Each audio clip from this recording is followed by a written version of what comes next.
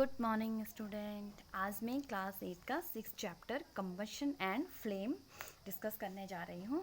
सबसे पहले इसमें दो वर्ड हैं, कंबशन एंड फ्लेम। तो सबसे पहले हम जानेंगे कि कंबशन क्या होता है। कंबशन को अगर मैं इजी टर्म में कहूँ तो जलने की प्रोसेस को हम क्या कहते हैं, कंबशन कहते हैं। इसमें क्या होता है, इस प्रोसेस में heat and light energy release होती है। दूसरा वर्ड है हमारे पास फ्लेम। तो फ्लेम क्या होती है, लॉ, यानी कि जब हम जैसे घर पे कैंडल्स जलाते हैं या दिया जलाते हैं या गैस जलाते हैं तो कैंडल्स में क्या होती है, येलो कलर की फ्लेम रिलीज़ होती है और गैस में कैसे कलर की होती है, ब्लू कलर की होती है। तो बहुत सारी हमारे घरों में ऐसी चीज़ होती हैं जो क्या होती है, विथ फ्लेम के साथ जलती हैं, और कई सारी ऐसी होती है जो विदाउट फ्लेम जलती हैं।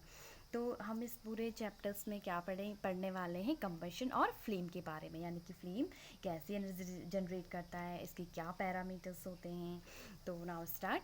We use different kinds of fuel for various purpose at home, in industries and for running automobiles. हम घरों में क्या करते हैं, डिफरेंट काइंड्स के फ्यूल यूज़ करते हैं डिफरेंट पर्पस के लिए, और इंडस्ट्रीज़ में भी और रनिंग ऑटोमोबाइल्स में भी हम क्या करते हैं, फ्यूल यूज़ करते हैं जो ईंधन की तरह यूज़ होता है। जैसे घरों में हम क्या यूज़ करते हैं, घरों में हम करते हैं गैस यूज़ करते हैं, एलपीजी सिलेंडर है ना, as a fuel for cooking of foods. और इंडस्ट्रीज़ में हम क्या करते हैं, बड़ी बड़ी मशीनों को चलाने के लिए हम क्या करते हैं, उसमें भी बड़े फ्यूल की ज़रूरत होती है। तो उसमें हम कैसे फ्यूल यूज़ करते हैं, एलपीजी हो गया, इलेक्ट्रिसिटी हो गया, और आपकी सीएनजी हो गई।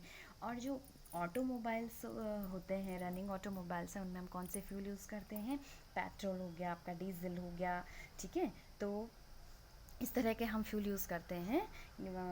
फ्यूल को हम कैसे कहते हैं, fuel as a source of energy, as a fuel, source of energy as a fuel. And your list, what fuels are used for running automobiles. Your list will contain fuels like cow dung, wood, coal, charcoal, petrol, diesel, compressed natural gas यानी कि CNG etcetera. यानी कि ये जो सारे fuels होते हैं इन्हें हम कैसे यूज़ करते हैं, ईंधन की तरह। यानी ये सब क्या होते हैं, source of energy as a fuel. तो you are familiar with the burning of a candle. What is the difference between the burning of a candle and the burning of a fuel like coal? हाँ, इससे पहले मैं थोड़ा ये बता दूं, जैसे हम इलेक्ट्रिसिटी को भी हम क्या कर सकते हैं, एज ए फ्यूल यूज़ करते हैं। जैसे हम घरों में कैसे इलेक्ट्रिसिटी को यूज़ करते हैं, माइक्रोवेव हो गया, आपका इंडक्शन हो गया, डिफरेंट टाइप ऑफ हीटर्स हो गए, तो ये भी क्या है, एक फ्यूल का काम करते हैं, ठीक है।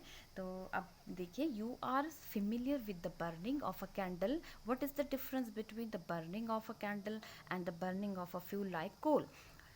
अब जैसे हम लोग परिचित हैं इस चीज़ से कि अगर हम घर पे क्या करें, कोई कैंडल जलाते हैं या फिर किसी कोल को जलाते हैं, तो इन दोनों के बीच में क्या डिफरेंस होता है। Candle burn with the flame, और उससे क्या होती है कि वह लाइट प्रोड्यूस होती है, बट कोल क्या होता है, कोल से हीट एनर्जी रिलीज होती है, बट डज नॉट फ्लेम। इसमें क्या नहीं होती है, फ्लेम नहीं होती है। May be you were able to guess right, candle burns with the flame, various coal does not, ठीक है। Similar, you will find many others material burning without flame. Let's study the chemical process of burning and the types of flame produced during this process. यानी कि जब हम candle को जलाते हैं तो उसमें क्या होती है, एक फ्लेम होती है, और जब हम कोल को जलाते हैं तो उसमें क्या नहीं होती है, फ्लेम नहीं होती, लेकिन वो हीट एनर्जी रिलीज़ करता है। और जबकि कैंडल्स क्या करती है, लाइट एनर्जी, उसमें उतनी अमाउंट में हीट नहीं रिलीज़ होती है, ठीक है। तो हम इस चैप्टर्स में क्या करने वाले हैं, एक ऐसी केमिकल कंबशन क्या हो गया, एक ऐसी प्रोसेस जिसमें क्या होता है, एक केमिकल प्रोसेस होती है जिसमें हम कोई भी चीज़ क्या होती है, जलती है। तो हम इसको व्हाट इज़ कंबशन, सबसे पहले है व्हाट इज़ कंबशन, यानी कि कंबशन क्या है। जैसे मैंने स्टार्टिंग में बताया था कि कंबशन क्या होती है, जलने की प्रोसेस है जिसमें heat and light energy release होती है। तो recall the activity of burning of magnesium ribbon perform in class 7। हमने क्लास 7 में पढ़ा था ना, जब मैग्नीशियम रिबन को हमने बर्न किया था तो उसमें क्या हुआ, वो एक लॉ के साथ जला था, ठीक है। तो इसमें क्या हुआ था, we learn that magnesium burns to from magnesium oxide and produce heat and light. वो उसमें क्या जल के वो क्या बन गया था, मैग्नीशियम ऑक्साइड, और क्या प्रोड्यूस हुई थी, हीट और light. We can perform a similar activity with a piece of charcoal.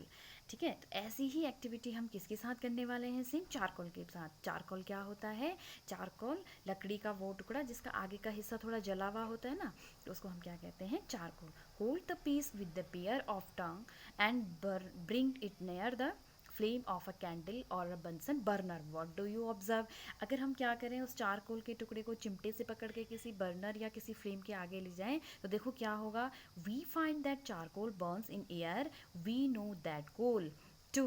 देखो चारकोल भी किसकी तरह जलता है, हवा की प्रेजेंस में, कोल की तरह ही। Burns in air producing carbon dioxide, और हवा में क्या प्रोड्यूस करता है वो, carbon dioxide, heat and light. ठीक है, ऊर्जा और प्रकाश भी उससे मिलता है।